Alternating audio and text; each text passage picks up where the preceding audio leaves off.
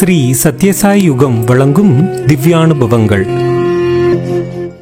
எல்லா ரசமும் உடம்புக்கு நல்லது, ஆனால் இந்த ரசமோ மனதுக்கு நல்லது.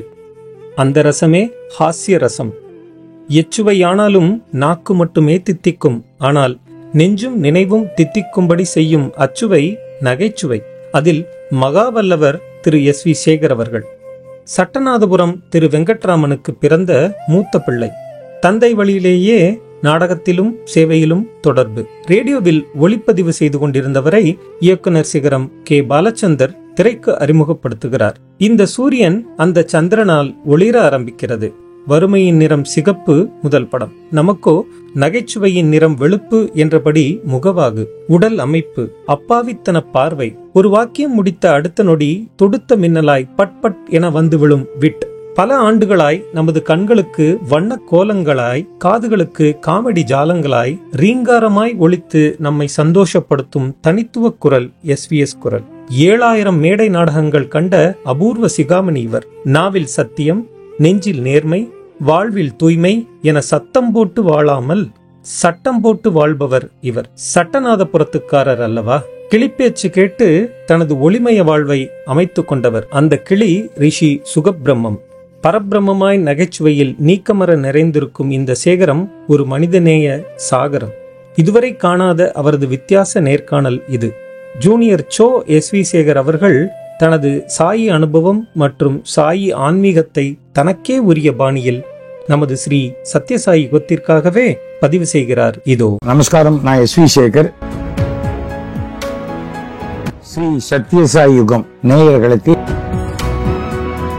பயங்கர டிவோட்டி. எங்கேயாவது போவோம், டக்குன்னு பார்த்தா சாய் போட்டோ நமக்கு வரும். பக்தியை மட்டும் கைவிட்டுறாதீங்க, அது என்னைக்குமே நமக்கு கூட பாதுகாப்பாக வந்து கொண்டிருக்கும்.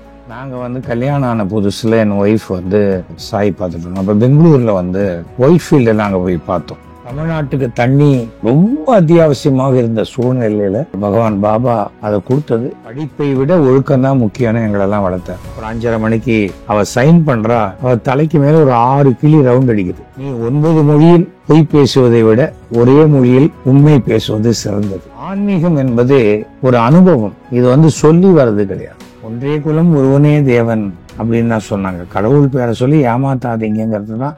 திடீர்னு ஒருத்தர் வந்தார், சார் சாய் சச்சரம் ஒரு 3 டைம்ஸ் படிங்க சார், 7 நாளைக்கு உங்க ப்ராப்ளம் சால்வ் ஆயிட்டு போறாரு. அவர் யாருன்னு எனக்கு தெரியாது. நான் 53 தடவை ரத்த தானம் செய்திருக்கிறேன், 200 பேர் உயிரை காப்பாத்திருக்கேன். நான் எத்தனையோ நாத்திகவாதிகளை இறக்கும் தருவாயில் பார்த்திருக்கேன். தலைமாட்டில் அத்தனை விபூதி குங்குமம் இருக்கும். அதுவும் மகான்கள் வாயிலிருந்து வரும் வார்த்தைகளுக்கு அவ்வளவு சக்தி உண்டு. நானும் ஒரு பக்தன் தான். என்னை பொறுத்த வரைக்கும் என்னோட வயதில் சிறியவர்களை நான் ஒரே ஒரு விஷயம் சொல்லுவேன், எப்படி பாருங்க நல்லா இருக்கேன் அப்படின்னு சொல்லிட்டு போங்க. என்னத்த நல்லா இருந்து ஆன்மீகம் சொல்லி கொடுப்பது ஒரு விஷயம் தான், கர்மா. இந்த நிகழ்ச்சி ரொம்ப வித்தியாசமான நிகழ்ச்சி. இந்த மாதிரி ஒரு இன்டர்வியூ நான் கொடுத்ததுல ரொம்ப பெருமைப்படுறேன். நான் கௌரவப்படுத்தப்பட்டதாக நான் நினைக்கிறேன். சொல்லுங்க, 10,000 ரூபாய் சம்பாதிக்கிறோம், 4 இட்லி சாப்பிடுறோம். 10 லட்சம் ரூபாய் சம்பாதிச்சா 4000 இட்லி சாப்பிட முடியுமா? நமஸ்காரம், நான் எஸ்.வி. சேகர். ஸ்ரீ சத்யசாயி யுகம் நேயர்களுக்கு என்னுடைய வணக்கங்களையும் வாழ்த்துக்களையும் தெரிவித்துக் கொள்கிறேன். சத்யசாய் பாபா என்ற பெயரை எப்போது, யார் வழி முதலாக கேள்விப்பட்டீர்கள்? அப்போது எவ்வாறு உணர்ந்தீர்கள்? நான் சின்ன வயசுலயே எங்க வீட்லயே ஃபேமிலியில எல்லா கடவுளையும் கும்பிடுற ஒரு மனோபாவம் உண்டு. Very orthodox family. இந்த சாமியை தான் கும்பிடணும், இந்த சாமியை கும்பிடக்கூடாதுங்கெல்லாம் கிடையவே கிடையாது. அதனால சர்ச்சுக்கும் போயிருக்கோம், மசூதிக்கும் போயிருக்கோம், அதே போல சிவன் கோயிலுக்கும் போவோம், விஷ்ணு கோயிலுக்கும் போவோம். அதனால இதுல ஒன்றும் இல்லை. ஆரம்பத்திலிருந்தே என் தந்தை எங்களுக்கு அறிமுகப்படுத்தினது டிவைன் மதர் பாண்டிச்சேரி. ஃபர்ஸ்ட் எங்களுடைய ஹாலிடே, எக்ஸ்கர்ஷன், டூர் எல்லாமே பாண்டிச்சேரியில டிவைன் மதரை பார்க்கத்தான். அதன் பிறகு ஏஜ் ஆக 18-19 வயசாக நம்ம எல்லாமே தெரிஞ்சுக்கிட்டோம். இப்போ ஒரு சர்க்கிள் இருக்கோம்னா அந்த சர்க்கிள் சார்ந்த விஷயங்களை நாம தெரிஞ்சுக்கிற மாதிரி அப்படித்தான் நான் சத்யசாயி அவர்களை பற்றி தெரிந்து கொண்டேன். எங்க வீட்டுக்கு பக்கத்துல தான் அஞ்சலி தேவி அவர்கள் கட்டி கொடுத்த அந்த சாய்பாபாவுக்குன்னு கட்டி கொடுத்த மிகப்பெரிய சுந்தரம் இருக்கு. அங்கேயே நான் போயிருக்கேன். என்னுடைய பெரியம்மா பொண்ணெல்லாம் பயங்கர டிவோட்டி. அது மாதிரி எங்கேயாவது போவோம், டக்குன்னு பார்த்தா சாய் போட்டோ நமக்கு வரும். அது மாதிரி ஒவ்வொருத்தரும் அந்த மாதிரி கனெக்டட் பீப்புள் எல்லாம் அந்த மாதிரி தான் தெரிஞ்சுது. நேரில் சாய் தரிசனம் கிடைத்திருக்கிறதா? எந்த ஆண்டு நினைவு இருக்கிறதா? என் ஒய்ஃப் வந்து நல்ல டிவோட்டி. அவ இப்போ ஷீரடி சாயோட டிவோட்டி. ரொம்ப ஷீரடி சாயை வந்து என் பொண்ணு வந்து தாத்தான்னு கூப்பிடுவா. தாத்தான்னு கூப்பிட்டு தான் அவள் எதுவாக இருந்தாலும் சாய் கேட்டு தான் செய்வாள். அது மாதிரி நாங்கள் வந்து கல்யாணம் ஆன புதுசில் என் ஒய்ஃப் வந்து நம்ம இதுக்கு போயிட்டு வரணும், இவரை சாய் பார்த்துட்டு வரணும். அப்போ பெங்களூரில் வந்து ஒயிட் ஃபீல்ட்ஸ்ன்னு நினைக்கிறேன், ஒயிட் ஃபீல்டில் நாங்கள் போய் பார்த்தோம். அங்கே தரிசனம் கிடைச்சது, அங்கே போய் பார்த்தோம். அதன் பிறகு இன்னொரு தடவை நம்ம இதுக்கே போயிட்டு வரலாம், புட்டபர்த்தி போயிட்டு வரலாம்னு சொன்னோன்னே அப்போ புதுசாக கார் வாங்கியிருந்தேன், ஃபியட் கார். அப்போல்லாம் ஃபியட் கார் கிடைக்கிறதுக்கெல்லாம் 2 வருஷம் வெயிட் பண்ணிலாம் வாங்கணும். அந்த மாதிரி டயத்தில் கார் வாங்கியிருந்தேன். ஐ திங்க் TMX 5054 நினைக்கிறேன் கார் நம்பர். 2 குழந்தைகள், நான், ஒய்ஃப், நாங்கள் கிளம்பி போனோம். கார்த்தால இங்கே 5 மணிக்கு கிளம்பினேன், சாயங்காலம் 4 மணிக்கு அங்கே போயிட்டோம். அப்போ அங்கே 5 மணிக்கு ஒரு தர்ஷன் இருந்தது, பாபா தர்ஷன் பார்த்தோம். அடுத்த நாள் கார்த்தாலையும் பார்த்தோம். எனக்கு சாய் அமைப்பில் ரொம்ப பிடிச்ச விஷயம் என்னன்னா டிசிப்ளின், ஒரு ஒழுங்குமுறை. தடாமுடான்னு பண்ண மாட்டேன், பண்ணவே முடியாது. அங்கே உட்காரணும்னா அந்த ரோலை அப்படி தான் உட்காரணும். அவர் வருவாருன்னா வரும்போது நம்ம ஏதாவது ஸ்லிப் கொடுத்தா நீட்டின்னு இருப்பாங்க நிறைய பேர், விருப்பப்படுறவங்ககிட்ட தான் அவர் வாங்கிப்பார். இல்லாதவங்க அப்போ என்ன பண்ணுவாங்க, அங்கே இருக்கிற பாக்ஸில் போட்டுட்டு இல்லை அங்கே கொடுத்துட்டு வருவாங்க. ஆக மொத்தம் அவரை பார்க்கும் பொழுது, அவர் நம்மளை பார்க்கும் பொழுது அப்போவே நம்மளுடைய பல கேள்விகளுக்கும் விடை கிடைக்கும், நம்ம கேட்கக்கூடிய கோரிக்கைகளுக்கும் அவர் வந்து அந்த பிளெஸ்ஸிங்ஸ் கிடைக்கும். உங்கள் தந்தை தனது வாழ்க்கையை ஆன்மீக நெறிப்படி வாழ்ந்தவர். அவரிடமிருந்து நீங்கள் கடைபிடித்து வரும் ஆன்மீகம் என்ன? ஒழுக்கம், நேர்மை, இதான் ஃபர்ஸ்ட். டிசிப்ளின் இருக்கணும் லைஃப்ல. அதே போல வந்து நமக்கு உண்டானது நமக்கு வந்து சேரும். அடுத்தவன் கிட்ட இருக்கிறத பார்த்து நாம எனக்கு கிடைக்கலையேன்னு நினைக்க வேண்டிய அவசியமே கிடையாது. அடுத்தவனுக்கு கோடிக்கணக்கில் பணம் கிடைக்கும், எனக்கு கிடைக்கலையேன்னு நினைப்போம். அதே அடுத்தவனுக்கு கேன்சர் வரும், அது எனக்கு வரலையேன்னு நம்ம நினைப்போமா? நினைக்க முடியாது. அப்போ நல்லது மட்டும் நமக்கு வரணும்னு நினைக்கிறோம். அதுக்கு எது நல்லதோ அதெல்லாம் எனக்கு கொடுன்னு கேட்டுட்டா பிரச்சனையே இல்லை. நாங்கள் வீட்டில் உட்காந்து சாப்பிடும்போது 4 பிரதர்ஸ், என் 3 பிரதர்ஸ் சிஸ்டர் உட்காந்து சாப்பிடுவோம். அது வேணும் அப்படின்னு இன்னொரு தட்டை காமிச்சா கையில் ஸ்கேலால் அடிப்பார் எங்கள் அப்பா. அது என்ன அது வேணும், உனக்கு என்ன வேணும்னு கேளு. அது என்ன இன்னொரு தட்டில் போட்டுக்கிறது, அதை பார்த்து வேணும்னு கேளு. அது பேர் தெரியல, பேரை தெரிஞ்சுக்க, அது பேர் என்னன்னு கேளு. அதுக்கப்புறம் எனக்கு வெண்டைக்காய் கறி வேணும்னு கேளு. அப்படிதான் போடும். அது மாதிரி பழக்கப்படுத்தப்பட்டவர்கள் நாங்கள். படிப்பை விட ஒழுக்கம்தான் முக்கியம்னு எங்களெல்லாம் வளர்த்தார். அதனால தான் நாங்கள் எல்லாருமே இன்னைக்கு மிக சிறப்பாக இருக்கிறோம் வாழ்க்கையில். நான் வந்து ஐ பிலீவ், என் மனசாட்சி சொல்றத நான் கேட்கிறேன். சாய் சொன்னதுல எனக்கு பிடிச்ச ஒரு கோட் வந்து என்னுடைய சாவனர்லயே போட்டிருக்கேன். நீ 9 மொழியில் பொய் பேசுவதை விட ஒரே மொழியில் உண்மை பேசுவது சிறந்தது. அதுதான். சுகபிரம்ம ரிஷி முதல் மகான்கள், அவதாரங்கள் அனைவரும் உடல் ரீதியாக சமாதி அடைந்தாலும் இன்றளவும் நம் கூடவே வாழ்ந்து வருகிறார்கள் என்பதை பற்றி உங்களுக்கு உணர்வு? எனக்கு சுகர் விஷயத்துல அது 100% நான் ரியலைஸ் பண்ணிட்டு இருக்கேன். அந்த மிராக்கிள்ஸ் எல்லாம் எங்களுக்கு நிறைய நடந்திருக்கு. 1992 தான் முதல்ல சுகருங்கிற அந்த பெயர் கேள்விப்படுறேன். மகாபாரதெல்லாம் படிப்போம். அப்போ நார்த் இந்தியா போகும்போது சுக்தேவ்னு சொல்லுவாங்க. ஆனால் சுகரை பத்தி தெரிஞ்சுக்கும் போது சுகர் நாடி என்னுடைய நண்பன் குமார் குருஜின்னு பார்த்துட்டு இருக்கும்போது அங்க போய் பார்த்தேன். அப்போதான் கிளிமுகத்துடன் கூடிய ஒரு ரிஷி, அவர் தான் சுகர் அப்படின்னாங்க. இன் ஷார்ட் சொல்லணும்னா, வெங்கடாஜலபதிக்கு குபேரன் கிட்ட இருந்து பணம் கடன் வாங்கி கொடுத்து அவருக்கு கல்யாணம் பண்ணி வச்சவர் சுகர் தான். இன்னும் ஒரு லைன்ல சொல்லணும்னா, பாகவதத்தை சொன்னவர் வியாசருடைய மகன், பிரம்மாவனுடைய வம்சம்.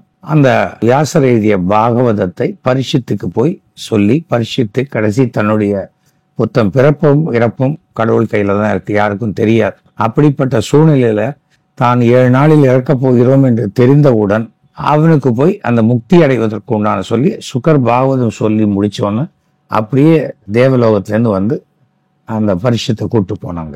ஸோ அதுலேருந்து எனக்கு சுகரை பற்றி தெரிய ஆரம்பிச்சது. அப்புறம் சுகர் என்னை நாடி வழியாக என்னை சீடனாக ஏற்றுக்கொண்டார். அப்புறம் நான் பண்ணுற பிஸ்னஸில் நீங்கள் பார்ட்னராக இருக்கணும்னு சொன்னேன். அதுக்கு வந்து நீங்கள் சினிமா அக்கௌண்ட்டு காமிச்சா நான் என்ன பண்ணுறதுன்னு அவர் நாடியில் பதில் வருது எனக்கு. அப்போ நான் சொன்னேன், நான் உங்களுக்கு எந்த ப்ராமிஸும் பண்ண மாட்டேன், நான் நேர்மையாக இருப்பேன்னு தெரிஞ்சால் நீங்கள் என்னை சேர்த்துக்கங்கன்னு சொல்லிட்டேன். பிகாஸ் நம்ம போய் கடவுள்கிட்ட எப்படி ப்ராமிஸ் பண்ணுறது அப்படிங்கிற மாதிரி சேர்த்துக்கிட்டார். என்னுடைய இன்கமில் 1.5% நான் அவருக்கு கொடுத்துட்ருக்கோம். அதில் 0.5% என் பையனுக்கும் பொண்ணுக்குமே அவர் கொடுத்துட்டார். பாக்கி 1% உனக்கு எதெல்லாம் நல்ல காரியம் தோணுதோ செய் அப்படின்னு சொன்னேன். இப்போ கோவில் ஃபங்க்ஷன் எது அப்படின்னாக்க நான் சுக்கர் பணத்துலேருந்து எடுத்து கொடுத்துருவேன், அவ்வளோதான். அதற்கு பிறகு தொடர்ந்து எங்கள் வீட்டை சுற்றி நிறைய கிளி வர ஆரம்பிச்சிது. நிறைய கிளி. நம்ம ஏதாவது ப்ரே பண்ணுவோம், கிளி கத்தும். ஓ சரி, நமக்கு பெரிய பிளெஸ்ஸிங்ஸ் அப்படின்னு நினைப்பேன். என் பொண்ணு டாக்டரேட்டுக்காக அப்ளை பண்ணுறதுக்கு மெட்ராஸ் யூனிவர்சிட்டி போய் அந்த அப்ளிகேஷன் ஃபார்ம் ஃபில்அப் பண்ணும்போது சுக்கரை வேண்டிட்டு கையெழுத்து போடுமா அப்படின்னு கார் பேனட்டில் தான் வச்சுக்கிட்டு, ஏன்னா அந்த குரு ஓரை டைம் சாயங்காலம் 5லேருந்து 6 அந்த டைம், ஒரு 5:30 மணிக்கு அவள் சைன் பண்ணுறா. அவள் தலைக்கு மேலே ஒரு 6 கிளி ரவுண்ட் அடிக்குது. இந்த மாதிரி பல விஷயங்கள் நம்ம சொல்லலாம். சுக்கருங்கிறது இன்னைக்கு என்னுடைய ஒரு ஆத்மாவோட கலந்து விட்ட ஒரு, எனக்கு வந்து குலதெய்வம்ங்கிறது வைத்தீஸ்வரன் கோயில், அப்புறம் இஷ்ட தெய்வம் குடும்பத்துக்குங்கிறது வெங்கடாஜலபதி. ஆனால் அதையெல்லாம் தாண்டி இப்போ வீட்டுக்கு பேரே ஸ்ரீ சுக்கர் தான், ஓம் ஸ்ரீ சுக்கர் அப்படின்னு தான் வச்சிருக்கோம். எல்லாமே சுக்கர் தான். அதனால ஆன்மீகம் என்பது ஒரு அனுபவம். இது வந்து சொல்லி வர்றது கிடையாது. அதாவது கற்பூர வாசனையை காட்டு அப்படின்னா காட்ட முடியாது. கற்பூர வாசனை உணரப்பட வேண்டிய ஒன்று. அந்த உணரப்பட வேண்டிய விஷயங்கள் இருக்கு இல்லையா, அதை நம்ம பகிர்ந்துக்கலாம் இன்னொருத்தரோட. ஆனா அவன் உணரும் போதுதான் அதோடைய அருமை அவனுக்கு தெரியுமே தவிர அது வரைக்கும் தெரிய வாய்ப்பு இல்லை. நான் இதெல்லாம் என்ன சொல்லுவேன், நான் பாபாவை பார்த்தேன், பிளெஸ்ஸிங்ஸ் கிடைச்சது எனக்கு, நான் அப்படி பண்ணும்போது அப்படியே பண்ணிட்டு போனார் அப்படின்னு சொன்னா அது எனக்கு கிடைத்த ஒரு மிகப்பெரிய பாக்கியம். சில சமயம் கொஞ்சம் தள்ளி உட்காந்துருந்தா எனக்கு இப்படி எனக்கு என்ன பார்த்து காட்டலேன்னு ஒருத்தன் நினைச்சா, அந்த கைக்கு இங்கேதான் பவர்னு கிடையாது. அந்த கை காட்டினா அந்த திசை, அது அந்த 360 டிகிரிஸும் அந்த சக்தி போகும்னு நம்ம நினைச்சிட்டா, ஓ நமக்கும் அந்த பிளெஸ்ஸிங்ஸ் கிடைச்சது. அந்த பாசிட்டிவ் எனர்ஜிக்கு தான் நம்ம கோயிலுக்கு போகிறோம், மகான்களை தரிசிக்க போகிறோம். அந்த மாதிரி போகும்போது அந்த பாசிட்டிவ் எனர்ஜியோட நம்ம திரும்பி வரணும். கலைஞர் தலைமையில் பாபாவுக்கு பாராட்டு விழா நடந்தது சென்னையில் 2007. பகவான் பாபா சென்னைக்கு புரிந்த அந்த தண்ணீர் சேவையை பற்றி. அது ஒரு மிகப்பெரிய ஒரு விஷயம். என்னைக்குமே பார்த்தீங்கன்னா எந்த ஒரு ஆன்மீக ஸ்தலமும், ஒரு கோவிலாக இருக்கட்டும், மடங்களாக இருக்கட்டும், அந்த இடங்கள்லாம் என்ன பண்ணுவாங்கன்னா அந்த இடத்த மட்டும் வளர்க்க மாட்டாங்க, அதை சுற்றி இருக்கிற எல்லாருக்கும் என்ன தேவைகளோ பண்ணுவாங்க. இன்னைக்கு வந்து பகவான் சத்யசாய் அவர்களுடைய ஹாஸ்பிட்டல்ஸ் அவ்வளோ ஃப்ரீ சர்வீஸ் பண்றாங்க. எத்தனை bypass operations free, education centres. கோவில்கள் என்பதே, கோவிலுடைய பிரகாரம் இருக்கு இல்லையா, அந்த ஊர்ல, அந்த கோவில் இருக்கிற ஊர்ல மழையோ வெள்ளமோ வந்தா அவங்களுக்கு அந்த அடைக்கலம் கொடுத்தா அந்த பிரகாரம் முழுக்க கொள்ளும். அந்த மடப்பள்ளி பார்த்தீங்கன்னா அந்த சாமிக்கு தான் நம்ம நைவேத்தியம் பண்றோம். ஆனா அந்த ஊர்ல எத்தனை பேர் இருக்காங்களோ அத்தனை பேருக்கு சமைக்கிற அளவுக்கு இருக்கும் அந்த மடப்பள்ளி. அந்த பிரகாரங்கள்ல தான் பள்ளிக்கூடம் கிளாஸ் நடக்கும். அப்போ வேத பாடசாலை நடந்தது. அதுக்கு பிறகு ரெகுலர் பள்ளிக்கூடம். நான் தஞ்சாவூர்ல படிச்சதே கொங்கணேஸ்வர வித்யாலயா, கொங்கணேஸ்வரன் கோயில்ல அங்க இருக்கக்கூடிய பிரகாரத்துல தான் முதல்ல ஆரம்பிச்சது. அப்புறம் பக்கத்துல ஸ்கூலா வந்தது. அந்த மாதிரி பல விஷயங்கள். கோவில் என்பது மக்களுடைய நலனை காப்பதற்கு உண்டானதுல முக்கியமான பங்கு. அப்படிப்பட்ட பங்குல அப்போ தமிழ்நாட்டுக்கு தண்ணி ரொம்ப அத்தியாவசியமாக இருந்த சூழ்நிலையில இவர் பகவான் பாபா அதை கொடுத்தது. அதே போல கலைஞரை பொறுத்த வரைக்கும் மக்களுக்கு நல்லது செய்யக்கூடியவர்கள் யாராக இருந்தாலும் அவர்களுக்கு உண்டான மரியாதையும் கௌரவத்தையும் கொடுப்பது அவருடைய வழக்கம். அது கலைஞருடைய பெருந்தன்மை, அவர் குணம். அதனால அந்த ஒரு நிகழ்வுங்கிறது இன்னைக்கும் தமிழக மக்களால் மறக்க முடியாத ஒன்று. அனைத்து மதமும் சமம் என்பதே சாய் காட்டும் ஆன்மீகம். அது தற்போது நமது பாரதத்தில் மலிந்து வருவதாக நினைக்கிறீர்களா? அது மீண்டும் அது புத்துயிர் பெற நாம் என்ன செய்யணும்? அந்த அனைத்து மதங்களும் சமங்கிற எண்ணமே இல்ல, நம்ம இதெல்லாம் குறைஞ்சிக்கிட்டு வருது. நான் இந்துன்னு சொல்றத பெருமைப்படுறேன். அதற்காக என்னால முஸ்லீம்களையோ கிறிஸ்துவர்களையோ வெறுக்க முடியாது. நான் ஏன் வெறுக்கணும்? நாளைக்கே ஒரு பிரச்சனை, ஒரு உடம்பு சரியில்லை ஒரு இந்துவுக்கு, ஒரு கிறிஸ்டியன் பிளட் கொடுத்தா ஏத்துக்க மாட்டாங்களா? நான் 53 தடவை ரத்த தானம் செய்திருக்கிறேன், 200 பேர் உயிரை காப்பாத்திருக்கேன். அதுல எல்லா மதத்தினரும் இருக்காங்க, எல்லா ஜாதிக்காரங்களும் இருக்காங்க. இப்போ சமீபத்துல தான் கொஞ்ச நாளாவே இந்த ஜாதியை பற்றிய இதெல்லாம் ஜாஸ்தி ஆயிடுச்சு. காரணம் அரசியல். அரசியல் ஆன்மீகத்துக்குள் நுழையாத வரைக்கும் ஆன்மீகம் புனிதமாக இருக்கும். ஆனால் ஆன்மீகம் அரசியலுக்குள்ள நுழைஞ்சா அரசியல் புனிதமாவதற்கு உண்டான வாய்ப்பு இருக்கு. ஆனா அந்த வாய்ப்பு சமீபத்துல எனக்கு கண்ணில் படவே இல்லை. என்னை பொறுத்த வரைக்கும் ஜாதியை ஒழிக்க முடியாது. எதுக்கு ஒழிக்கணும்? அவரவர்கள் என்ன ஜாதியில் பிறக்கிறா, நான் என்ன ஜாதியில பிறக்கணும், எந்த அப்பாவுக்கு பிறக்கணும், எந்த அம்மாவுக்கு பிறக்கணும், எனக்கு யார் சகோதரி, எனக்கு யார் சகோதரன் நான் தீர்மானிக்க முடியாது. கடவுள் தீர்மானிக்கிறார். ஆனா அதே கடவுள் சொல்லுவார், போ உனக்கு 2 சந்தோஷம் இருக்கு அப்படின்னு சொன்னா ரெட்டை குழந்தை பிறக்கும். ஆனா அவருக்கு தெரியும். அதுதான் பெரிய விஷயம். நமக்கு முதல்ல மகான்களை நம்ம பகுத்து பிரிக்கக்கூடாது. இவர் வசந்தவர், இவர் தான், எல்லாரும் மகான். உனக்கு தெரியாததை மகான் சொல்லும் பொழுது அதை நீ கேட்டுக்கணும். மகான்களுடைய உபதேசத்தை கேட்கதான் நாம இருக்கோமே தவிர மகான்களுக்கு போய் உபதேசம் பண்ற இடத்துல நாம இல்லை. நான் தீவிர காஞ்சி மட பக்தன். மகாபிரியோட தொடர்ந்து 2 வருஷம் 300 தலித்து கிராமங்களுக்கு போயிருக்கேன். சேகர் கொடு, விபதி கொடு, குங்குமம் கொடுன்னு அவர் கொடுப்பாரு. எல்லாத்தையும் நான் போய் கொடுத்துட்டு வருவேன். அங்க பேசுவேன், எல்லார்கிட்டையும் எல்லாம் பண்ணுவேன், சொல்லுவேன். தட்டுங்கள் திறக்கப்படும் சொல்றாங்க ஒரு இடத்துல. காஞ்சி மடம் வாங்க, தட்டாமையே திறந்திருக்கு, உங்களுக்கு என்ன உதவி வேணுமோ கிடைக்கும். அதுக்காக காஞ்சி மடம் தான் உயர்ந்தது அதெல்லாம் சொல்ல மாட்டேன். இப்போ ரீசெண்டா என்னுடைய மருமகள்லாம் சிருங்கேரி மடம், அவங்க நான் போய் பண்ணேன், நமஸ்காரம். என்னை பொறுத்த வரைக்கும் காவி உடை தரித்தவர்கள் என்னை விட மேன்மையானவர்கள். அதுக்கு உண்டான மரியாதையை நான் கொடுத்துருவேன். ஏன் சொன்னா இவங்க நல்லவங்க, இவங்க கெட்டவங்க, அது நம்ம கிட்ட இல்லை. யாராவது ஒருத்தர் காவி உடை போட்டு என்னை ஏமாத்தினால் அந்த பாவம் அவங்களுக்கு தான் போகுமே தவிர எனக்கு வரப்போகுது. செங்கல்ல மஞ்சளை தடவி குங்குமத்தை தடவி கூப்பிடுறாங்க, அவன் தெய்வம்னு நினைக்கிறான்.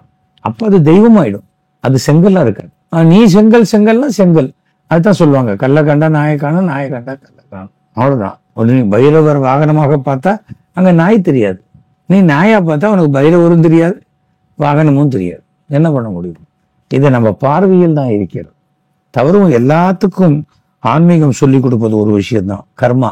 உன் கர்மா உன்னை வழி நடத்தும். அதை புரிஞ்சுக்கணும். அப்போ எது நடந்தாலும் நமக்கு இது நம்ம கர்மா, இதை நம்ம ஏத்துக்க தெரியணும். சத்ய சாய்பாபாவை நம்ம நேரம் பார்த்துருக்கோம். இன்னைக்கு உணர்கின்றோம். இன்னைக்கு அந்த அவருடைய அதிஷ்டானத்துக்கு போனால் அந்த வைப்ரேஷன் நம்ம வி கேன் ஃபீல். நான் அது மாதிரி பல மகான்களோட வைப்ரேஷன் நான் பார்த்துருக்கேன். எப்போதுமே அன்பு தான் உங்களை நல்லா ஸ்ப்ரெட் பண்ணும். அந்த வெறுப்பை நீங்க ஸ்ப்ரெட் பண்ணினீங்கன்னா அது சுத்தி சுத்தி நம்மளையே டைட் ஆக்கிடும். அது that's not a right approach. இங்க என் ரமேஷ்னு எங்க வீட்டு பக்கத்துல ராம்ஸ் ஃபிட்டிங்னு அவன் பயங்கர டிவோட்டி. சத்யசாய் பேர்ல அவ்வளோ நல்ல விஷயங்கள் எல்லாமே பண்ணக்கூடியது. அவர் மெசேஜ் ஃபார் த டேன்னு சாய் போட்டது. அதாவது doubt is easy and faith is difficult. சந்தேகப்படுறது ரொம்ப ஈஸி, ஆனா நம்பிக்கை வைக்கிறது ரொம்ப கஷ்டம். அது மாதிரி ரொம்ப சின்ன சின்ன வாசை. இதோ self confidence is the basis of faith in God. நம்பிக்கை ஃபர்ஸ்ட், செல்ஃப் கான்ஃபிடன்ஸ் வேணும். எங்க போனா என்ன நடக்க போகுது நமக்கு அப்படின்னா அவரே கொடுத்தா கூட உன்னால அதை ஏத்துக்கிறது. அதாவது அதுக்கு தான் சொல்றது, நம்ம பாடியை நாம காப்பர் மாதிரி வச்சுக்கணும். மரம் மாதிரி வச்சிருந்தோம்னு வச்சுக்கோங்களேன், மரத்துல எப்படி கரண்ட் உள்ள போகாதோ அது மாதிரி தான் பிளெஸிங்ஸ் லைக் கரண்ட்.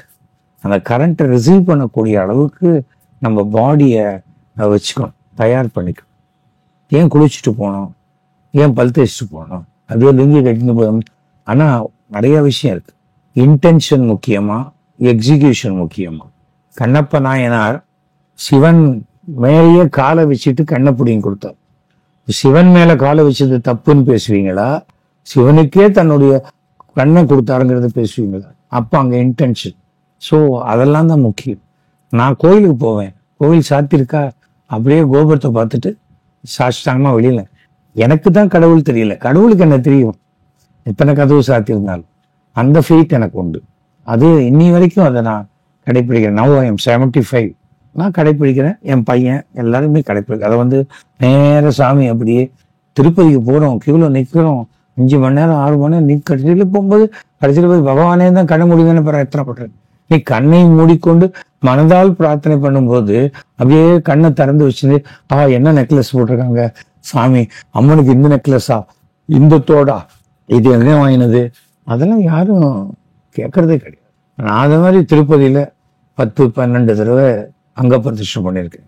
ஒரு தடவை கூட நான் வேண்டிக்கிட்டதே இல்லை. எனக்கு போவேன், அந்த வாய்ப்பு கிடைச்சா அங்க பிரதிஷ்டை பண்ணுறேன்.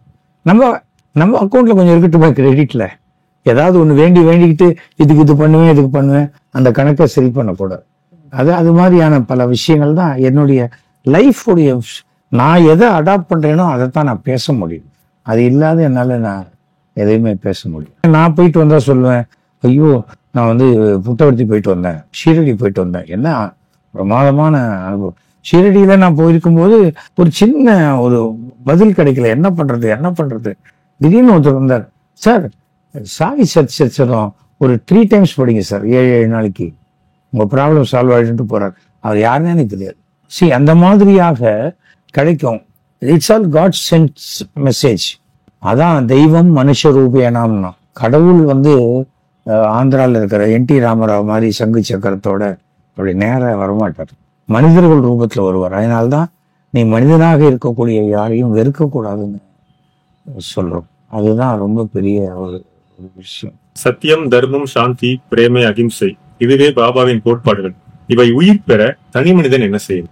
ஒழுக்கமா இருக்கணும். ஒழுக்கமாக இருந்தாலே, ஒழுக்கத்தில் இருந்துதான் எல்லாம் வருது. நான் இது வரைக்கும் எனக்கு 75 வயசு ஆச்சுன்னு சொன்னேன், நான் ஒரு டிராப் லிக்கர் கூட சாப்பிட்டது கிடையாது, சிகரெட் குடிச்சது கிடையாது, நான் வெஜிடேரியன் எனக்கு பழக்கம் இல்லை. இந்த விரதம் இருக்கிறது பாருங்க, எல்லா மதத்திலையும் பார்த்தா அந்த 45 நாள் இருக்கும்.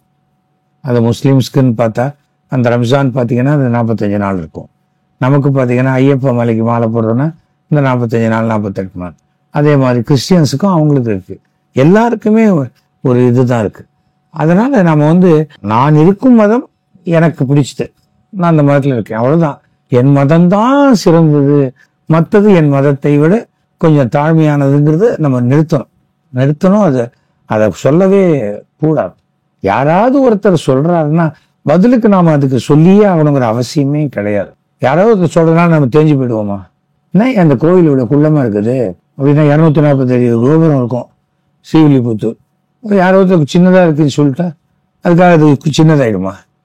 ஆகாது. முதல்ல அந்த வார்த்தைகளை கேட்டுக்கொள்ளக்கூடிய பொறுமை நம்ம வளர்த்துக்கணும். சொல்லி முடிக்கிறதுக்குள்ள திட்டணும் அப்படின்னு வரும்போது பொறுமையின்மை தான் பல பிரச்சனைகளுக்கு நமக்கு. அதே போல நமக்கு எதை எப்போ செய்யணும்னு பகவானுக்கு தெரியும். வெயிட் பண்ணும், நடக்கும், பாசிட்டிவா நடக்கும். அது நம்ம கர்மா இருக்கு இல்லையா, கர்மாவை உடனே தொடச்சி எறிஞ்சிட மாட்டார். அந்த கர்மாவனுடைய பாதிப்பை உனக்கு குறைச்சி கொடுத்து உன்னை அதுக்கு தயார்படுத்தி கொண்டு போகக்கூடிய அது மனதைரியம் தானே வேணும் நமக்கு. கொரோனால எத்தனை பேர் எத்தனை குடும்பங்கள் இழந்திருக்காங்க, இன்னைக்கு அவங்கெல்லாம் வாழ்றாங்க இல்லையா? அது மாதிரிதான் அது நமக்கு வாழ்க்கையில வந்து ஒரு பிடிப்பு வேணும்.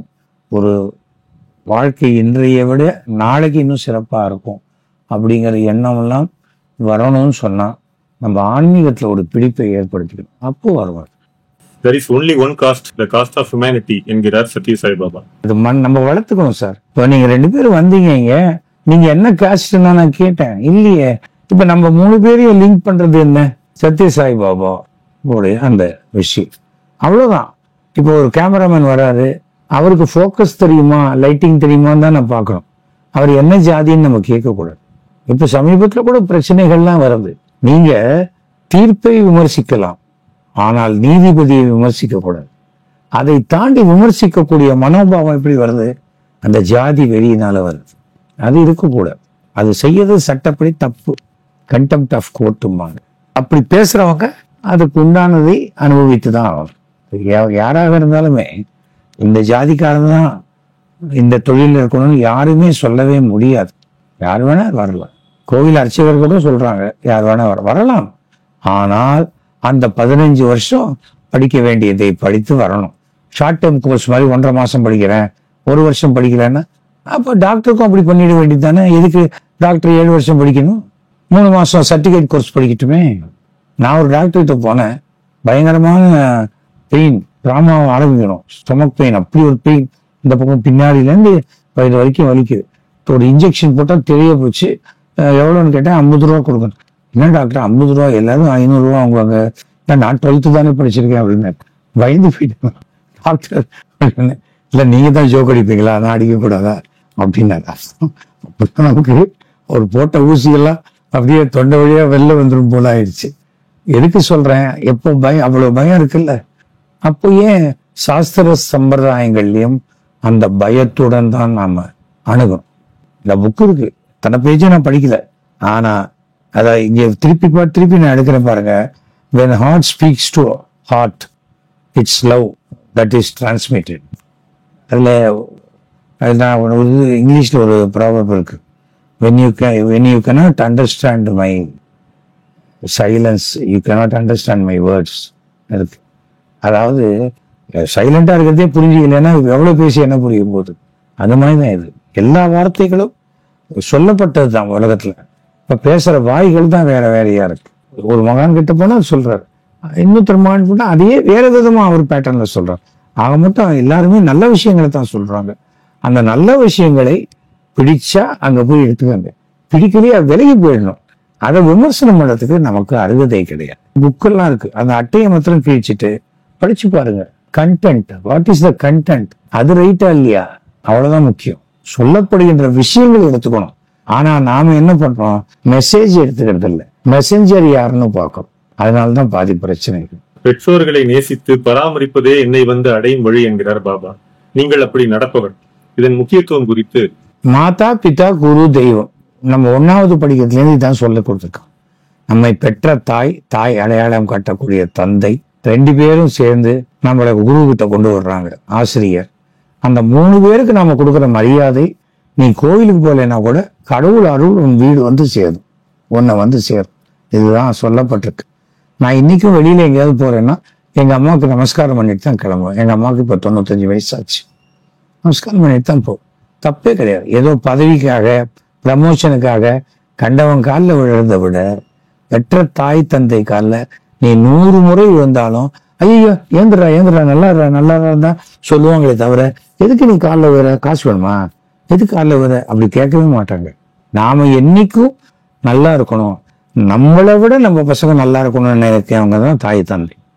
அப்பா சைக்கிள்ல போனா என் பையன் ஸ்கூட்டர்ல போகணும், அப்பா ஸ்கூட்டர்ல போனா என் பையன் கார்ல போகணும்னு ஆசைப்படுறவங்க தான். ஒரு பையன் சொன்னா, எங்க அப்பாவுக்கு சாமர்த்தியம் போறாரு சார், அவர் ரிட்டையர் ஆக போறாரு, 40,000 ரூபாய் சம்பளம் வருது, என்னுடைய ஸ்டார்டிங் சேலரி தெரியுமா 75,000 rupees, அவருக்கெல்லாம் பழகி தரல அப்படின்னா. நான் சொன்னேன், 40,000 ரூபாய் சம்பாதிக்கிற ஒரு அப்பா 75,000 ரூபாய் சம்பாதிக்கிற ஒரு பையனை தயார் பண்ணியிருக்காரு. நீ என்னைக்கு 1,00,000 ரூபாய் வாங்குற ஒரு பையனை தயார் பண்றியோ அன்னைக்கு நீ உங்க அப்பாவை பத்தி பேசு. அது வரைக்கும் உங்க அப்பாவை பத்தி பேச உனக்கு எந்த அருகதையும் கிடையாதுன்னு சொன்னேன். இன்னைக்குதான் நாங்கெல்லாம் நல்லா இருக்கோம்னா எங்க அப்பா அம்மா, அதை நீங்க செஞ்சீங்கன்னா ஆட்டோமேட்டிக்காக நீங்க சீரடி போகாட்டாலும் பரவாயில்ல, இங்கே வராட்டாலும் பரவாயில்ல, ஆனால் அவர்கள் அருள் நம்மளை தேடி வரும். அதுதான் நான் குருவே சர்வலோகானாம் பிசதியே பவலோகினாம் நிதியே சர்வவிதியானாம் ஸ்ரீ தட்சிணாமூர்த்தியே, இதை சொல்லியே பாஸ் பண்ணணும். நான் டீச்சர்ஸ்க்கெல்லாம் அவ்வளோ ரெஸ்பெக்ட் கொடுப்பேன். அது மாதிரி நம்ம வாழ்க்கை முறை, இன்னைக்கு என் பேரை யாராவது வந்தால் நமஸ்காரம் பண்ணுறாங்கன்னா உடனே நமஸ்காரம் பண்ணுவோம், அதை பண்ணணும், அதுதான் முக்கியம். அதுக்கு தான் அந்த காலத்தில் என்ன பண்ணுவாங்க, குழந்தைங்க நமஸ்காரம் பண்ணால் குழந்தைங்களுக்கு காசு கொடுக்கறது. காசு கொடுக்கறதுக்காக நமஸ்காரம் இல்லை, அது ஒரு மோட்டிவேஷன். இந்த மளிகை கடைக்கு போயிட்டு வானா அப்படியே ஒரு சாக்லேட் வாங்கிக்கூடா, அது லஞ்சம் இல்லை, அது ஒரு மோட்டிவேஷன். ஓ, நமக்கு மளிகை கடைக்கு போய் அப்பா அம்மாவுக்கு ஹெல்ப் பண்ணா நமக்கு ஒரு சாக்லேட் கிடைக்கும், நீ சாக்லேட் கொடுத்தாதான் நான் மளிகை கடைக்கு போ அப்படிங்கிற பழக்கத்துக்காக பண்றது இல்லை. அது கடைக்காரரே அவர் சொல்லுவார், வாங்கின்னு போன இந்த கண் தம்பி அப்படின்னு கொஞ்சம் பொட்டுக்கல்ல கையில கொடுப்பார். பையனுக்கு பொட்டுக்கல்ல கேட்கறானா, இல்லையோ, எது கொடுக்குறான், நம்ம கடைக்கு வரான் அந்த பையன், அந்த பையனை மோட்டிவேட் பண்ணணும், அவ்வளவுதான். நாம எதையுமே பாசிட்டிவா எடுத்துக்கிட்டா பாசிட்டிவ், நெகட்டிவா எடுத்துக்கிட்டா, எங்க அப்பா சொல்லி கொடுத்த ஒரே வார்த்தை be positive, be an optimist. அதுதான் நமக்கு நம்மளை இது பண்ணும். எங்க வீட்லயே எனக்கு பசங்க ஒய்ஃப் எல்லாம் எனக்கு வச்ச பேரு ரூல்ஸ் ராமானுஜன் தான் பேரு. அதை பத்தி நான் கவலைப்படல. நாம சட்டத்தை மதித்தால் சட்டம் நமக்கு பாதுகாப்பு கொடுக்கும். நான் ஸ்கூல்ஸ் எல்லாம் போய் பேசுவேன். நோ என்ட்ரியில் நான் போனோம், நான் எம்எல்ஏ, எக்ஸ்-எம்எல்ஏ, அரசியல்வாதி, எனக்கு சிஎம் தெரியும், போகலாம். ஆனால் எய்த்தாப்பில் ஒரு லாரிக்காரனுக்கு அது தெரியலன்னா யோசிச்சு பாருங்க. சட்டத்தை மதிக்கணும். ஹெல்மெட் போட்டுக்கணும் எதுக்கு சொல்றாரு? கீழே விழுந்தா போலீஸ்காரர் தலையில அடிப்பட போகுது, கீழே எவன் விழுறானோ அவன் தலையில அடிப்பட போகுது. அதுக்காக தான் ஹெல்மெட் போட்டுக்கிறேன் சொல்றது. முடி போயிடுமேன்னு பார்த்தா மண்டை சதுரி மூளையே வெளில போயிடுச்சுன்னு யோசிக்கணும். சட்டங்கள்லாம் ஒன்றும் சும்மா போடல, அதை மதிக்க கத்துக்கணும். மதிச்சா சிறப்பாக இருக்கும். பாபா நாளே நம்ம நினைவுக்கு வர்றது அவரோட சேவைதான். நீங்களும் இரத்த தானம், ஆதரவற்ற பிணங்களுக்கு ஈமக்கிரியை செய்தது, இப்படி உங்க சேவா பத்தியும் சேவையோட முக்கியத்துவம் பத்தியும் சொல்லுங்க. இந்த ஆரம்பத்துல இருந்தே சுகர் பப்ளிக் சேரிட்டபிள் ட்ரஸ்ட் ஒரு 30 வருஷமா ட்ரஸ்ட் நடத்திட்டு இருக்கேன். அப்புறம் என்னுடைய நாடகப்பிரியா நாடக குழுவும் ட்ரஸ்ட் தான். அதனால அதுல நாங்க முக்கியத்துவம் கொடுத்தது வந்து blood donation, eye donation, juvenile diabetes. இந்தியாவிலேயே முதல் முறையாக இது 3த்துக்கும் ஷார்ட் ஃபிலிம் எடுத்தது நான் தான். எங்க அப்பா சொல்லி, அப்பாவுடைய தயாரிப்பில். நானே எங்க அப்பா தயாரிப்பு தான் இருந்தாலும் இந்த தயாரிப்பு அப்பா சொல்லி என்னுடைய தொலைக்காட்சி தொடருக்கு கிடைச்ச வாய்ப்புல அந்த 3த்தையும் நான் பண்ணேன். அது இன்டர்நேஷனல் லயன்ஸ் கிளப் பிரசிடென்ட் வரைக்கும், அது கவர்னர் வரைக்கும் அதை அப்ரிஷியேட் பண்ணப்பட்டு அப்பாவெல்லாம் ஆனர் பண்ணாங்க. அதே போல எங்க அப்பா எங்கேயாவது ஃபுல் ஹேண்ட் ஷர்ட்டு மடிச்சு விட்டு தான் இருப்போம். திடீர்னு ஃபுல் ஹேண்ட் இப்படி பிரிச்சு விட்டு இருந்தாக்க அம்மா சொல்லுவாங்க பிளட்டு கொடுத்துட்டு வந்திருக்காரு அப்படிம்பாங்க. அது மாதிரி எங்க அப்பா கிட்ட இருந்தா நான் கத்துக்கிட்டேன் பிளட்டு கொடுக்கறது. ஸோ அது மாதிரி தான் ஒன்றும் எல்லாமே அப்பா கிட்ட இருந்தா வருது. அநாத பிரேத சமஸ்காரங்கிறது மகா பெரியவர் சொன்னது என்னன்னா, ஒரு அநாதை பிணத்தை நீ அடக்கம் செய்வதற்கு உதவி செய்தால் நீ ஒரு அஸ்வமேத யாகம் செய்த பலனே உனக்கு உண்டு அப்படின்னு அவர் சொல்லியிருக்கார். அதாவது பிறந்தவுடன் பூமிக்கு வர உடம்பு இறந்தவுடன் ஒன்றும் பூமிக்குள்ள போயிடணும், இல்லைன்னா அது எரிக்கப்பட்டு சாம்பல் ஆயிடணும். ரெண்டுமே இல்லாம அது இருந்தா அந்த ஆத்மா சாந்தி அடையாது. அந்த ஆத்மா திருப்பி அந்த உடலுக்குள்ள போக முயற்சி தான் பண்ணுமே தவிர தான் இறந்துட்டோங்கிறதே அது உணர முடியாது. இது மாதிரி பல விஷயங்கள் சொல்லப்பட்டிருக்கு. அந்த அனுபவங்களையும் நான் பார்த்துருக்கு. நாங்க 35 பாடி அடக்கம் பண்றோம் ஒரு இடத்துல. எனக்கு தெரிஞ்சு ஒருத்தர் ஃபோன் பண்றார், என்னங்க பண்றேன்? ஆமா, ஏன் ஒரு பாடி மாத்திரம் தலை திருப்பி இந்த பக்கம் வச்சிருக்கு அப்படின்னு பார்த்தா ஒரு பாடி மட்டும் திருப்பி வச்சு அவன் கத்துறான் என்கிட்ட. அவன் காலையை மூஞ்சியில் இடிக்குதுன்னு கத்துறான். அவன் யாரு அப்படின்னு, இல்லை அந்த இறந்து போனவன். எல்லாரையும் அப்படி போட்டு என்ன மட்டும் இன்னொருத்தன் கால் கிட்டே மூஞ்சியை போட்டு வச்சுட்டு போய் எப்படி இருக்கும் யோசிச்சு பாருங்க. அது மாதிரி எவ்வளவு மிராக்கிள்ஸ். இதெல்லாம் உணர்ந்தவங்களுக்கு தான் புரியும். சும்மா இந்த புரளி பேசுற மாதிரி அதெல்லாம் ஒன்றும் கிடையாது, சாமி கிடையாது, பூதம் கிடையாதுங்கிறவங்க எல்லாம் வீட்டில் பார்த்தா குரங்கு பொம்மைம்பாங்க, ஆஞ்சநேயரை கும்பிடுவாங்க. ஆனால் வெளியில சொல்லும்போது அது குரங்கு பொம்மை அப்படிம்பாங்க. உள்ளுக்குள்ள பயம் இருக்கு. ஜோசியை நம்பவே மாட்டாங்க. முக்காடு போட்டு 12 மணிக்கு ஜோசியக்காரன் வீட்டுக்கு போவாங்க, இல்லைன்னா அவரை ரகசியமா கூப்பிட்டு வந்து வீட்டுக்குள்ள வச்சு பார்ப்பாங்க. நமக்கு அதெல்லாம் அவசியம் இல்லை. உனக்கு நம்பிக்கை இல்லையா, ஒதுங்கி போ. நம்பிக்கை இருக்கிறவன சொல்றதுக்கு உனக்கு எந்த அருகதையும் கிடையாது. நான் எத்தனையோ நாத்திகவாதிகளை இறக்கும் தருவாயில் பார்த்திருக்கேன். தலைமாட்டில் அத்தனை விபூதி குங்குமம் இருக்கும். அதனால நாத்திகர்கள் ஆத்திகர்கள் ஆகுவாங்க. ஆத்திகன் நாத்திகன் ஆக மாட்டேன். அது இல்லை. அது நான் அப்படி ஏதாவது இருந்துட்டு போனா சாமி படத்தை உடைக்கிறது என்ன ஒண்ணுமே இல்லைன்னு சொல்றது. ஒரு 10 நாள் காரியம் முடிச்சுவான். கடவுள் என்ன பண்ணுவாரியா, எல்லாம் ஃப்ரேம் போட்டுவா அப்படின்னு சொல்லுவாங்க. இதுதான் நடக்குது. அதனால இது எல்லாமே நாம என் வாழ்க்கை முறை, நான் இந்த பாதையில தான் போறேன்னா அதுல நம்ம ரோடையே கிராஸ் பண்றோம். மாடு சாணி போட்டிருக்கோம், ஆடு குட்டி போட்டிருக்கோம், பன்னிக்குட்டி எல்லாம் இருக்கும், ரோட்ல சாக்கடை தண்ணி தேங்கி இருக்கும், பள்ளமா இருக்கும், எல்லாத்துலயுமே காலை வச்சுன்னு போறோம். அதுல இல்லாம அதுல என்ன நல்ல இடம் இருக்கோ அப்படிதானே கிராஸ் பண்றோம். அதுதான் வாழ்க்கை. அது இருந்துச்சுன்னா ஒரு பிரச்சனையும் கிடையாது. நேர்மையான எம்எல்ஏவா இருக்கிறதே ஆன்மீகமா நான் பாக்குறேன்.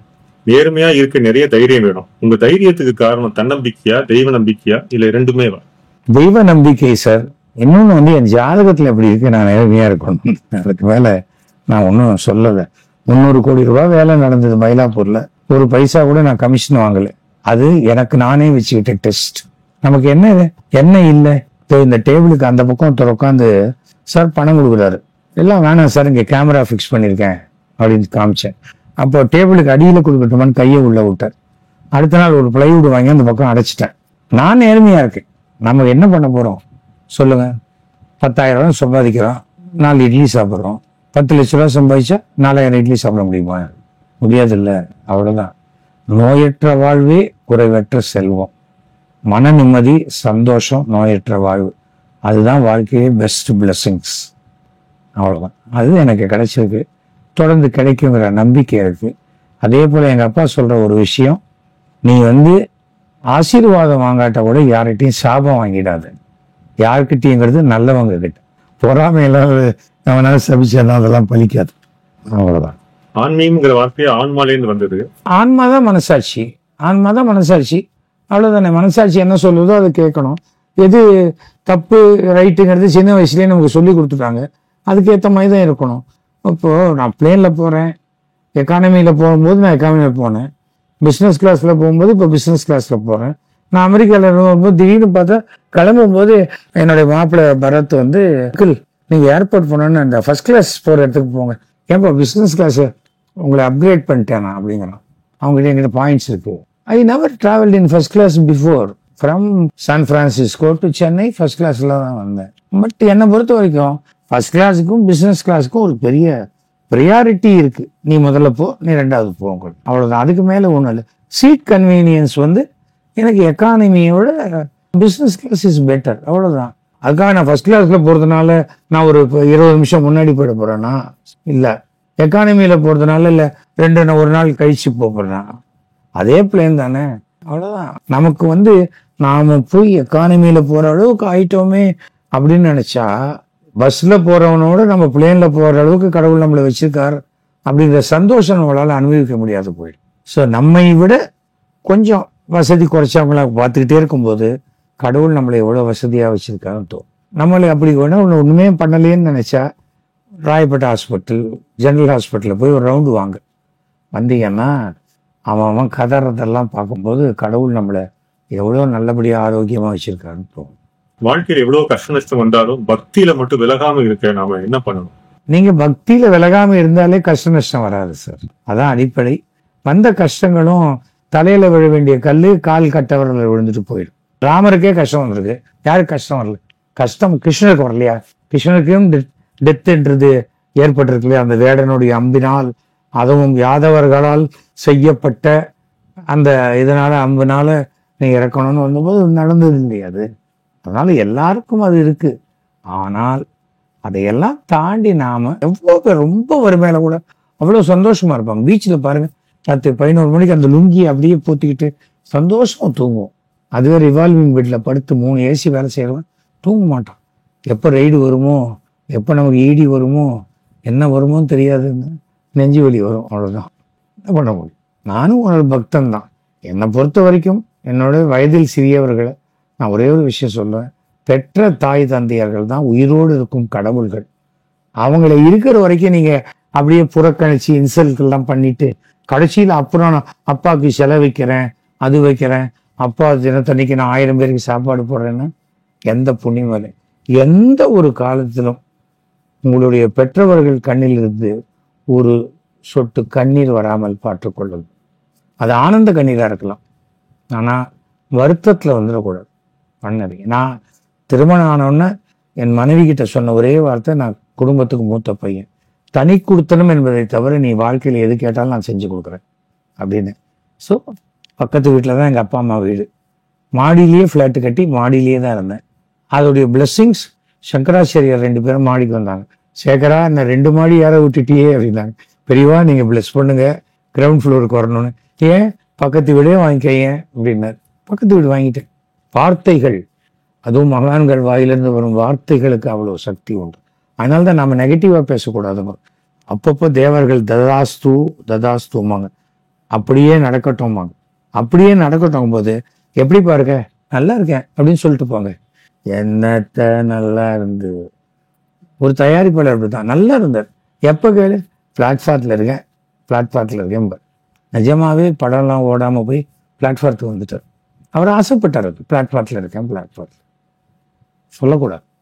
வார்த்தைகள் நல்ல வார்த்தைகளாக அது இருந்தால் போதும் நமக்கு. ஸோ இந்த நிகழ்ச்சி ரொம்ப வித்தியாசமான நிகழ்ச்சி. நிறைய அரசியல் பேட்டி, சினிமா பேட்டி, நாடக பேட்டி எல்லாம் கொடுத்துருக்கேன். நாடகத்தில் இந்த 50 வருஷத்துல 7000 நாடகங்கள் நான் நடத்திருக்கேன்னா அதுவே கடவுளுடைய அருள். ஒரே நாளைக்கு நான் 8 ஷோ போட்டேன். அன்னைக்கு என்ன என்ன என்ன மருந்து சாப்பிட்டீங்கன்னார். ஆஞ்சநேயர் கோயில் துளசி தீர்த்தம் தான் சாப்பிட்டேன் அன்னைக்கு. காலத்தாலேருந்து அப்போ கேப்பில் சாப்பிட்டு டிஃபன்லாம் சாப்பிட்டோம். ஆனால் ஒரு ட்ராமாவுக்கு நடுவில் அந்த துளசி தீர்த்தம் தான் அந்த தொண்டையை சரி பண்ணுச்சு. இப்போ கூட கண்டினியூஸாக ஷூட்டிங் இருக்கிறதுனால த்ரோட் கொஞ்சம் பேடாக இருக்குது. சும்மா இருப்பது ரொம்ப கஷ்டமாங்க, சிவனேன்னு இருக்கிறது ரொம்ப கஷ்டமாங்க. இருந்து பழகிட்டா சரியா போயிடும். நம்ம நம்பிக்கையை கைவிட்டக்கூடாது, பாதையை சரியா தேர்ந்தெடுத்தா பிரச்சனை கிடையாது. ஸோ உங்கள் அனைவருக்கும் இந்த சத்ய சாய்பாபாவின் 100ஆண்டு விழாவில் இந்த மாதிரி ஒரு இன்டர்வியூ நான் கொடுத்ததில் ரொம்ப பெருமைப்படுறேன். நான் கௌரவப்படுத்தப்பட்டதாக நான் நினைக்கிறேன். இது வந்து எனக்கு கிடைச்ச கௌரவமாக நான் இதை பார்க்குறேன். ஸோ மீண்டும் சமயம் கிடைக்கும்போது நம்ம சந்திப்போம். ஆனால் பக்தியை மட்டும் கைவிட்டுறாதீங்க. அது என்றைக்குமே நமக்கு கூட பாதுகாப்பாக வந்து கொண்டிருக்கும். வெளியில் தெரியாது, ஆனால் கூட வந்துட்டு இருக்கிறது நம்மளுடைய பக்தி தான் நம்மளை காப்பாற்றும். என் கோட்டு வெள்ளை, டை வெள்ளை, சட்டை வெள்ளை, பேண்ட் வெள்ளை, என் மனசு கூட வெள்ளை.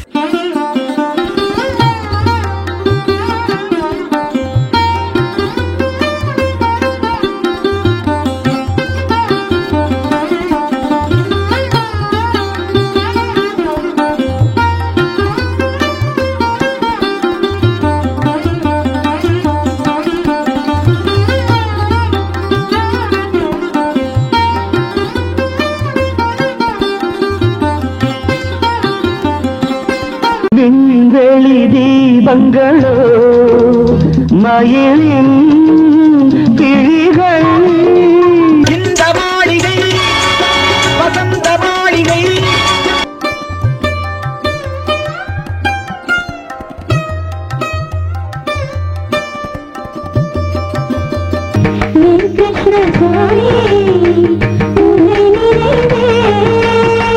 இவங்களை பார்க்கவே ரொம்ப சந்தோஷமா இருக்கு.